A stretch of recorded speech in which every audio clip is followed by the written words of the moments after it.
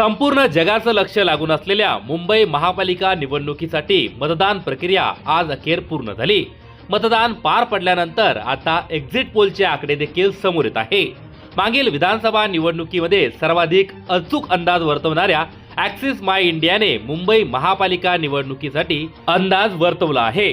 मुंबई महापालिकेत दोन्ही भाऊ मराठीच्या मुद्द्यावर एकत्र आले असले तरी त्यांना 58 ते 68 जागा मिळतील असा अंदाज वर्तवण्यात आला आहे। शिवसेना आणि मनसेच्या शिवशक्ती युतीला 32% मतदान मिळणार असं भाकीत ॲक्सिस माय इंडियाने आपल्या पोलमध्ये वर्तवलं आहे। तर त्याच ठिकाणी भाजप आणि शिंदे सेनेला 131 जागा मिळतील असा अंदाज वर्तवण्यात आला आहे। तर दुसरीकडे जेव्हीसीच्या एक्झिट पोलनुसार मुंबईत भाजपाची सत्ता येणार असून सर्वाधिक मतदान टक्काही त्या पक्षाला मिळणार आहे।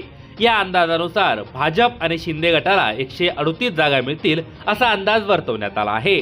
तर ठाकरे आणि मनसेला 59 जागा, काँग्रेस आणि वंचित बहुजन आघाडीला 23 जागा तर इतर पक्षांना 7 जागा मिळतील असा अंदाज या एक्झिट पोलमध्ये वर्तवण्यात आला आहे। Lokshahi Rudra research BMC exit पोलनुसार भाजप आणि शिंदे सेनेला मुंबईत 121 जागा मिळतील असा अंदाज आहे। तर शिवसेना, ठाकरे गट आणि मनसेला 71 जागा मिळतील असा अंदाज वर्तवण्यात आला आहे।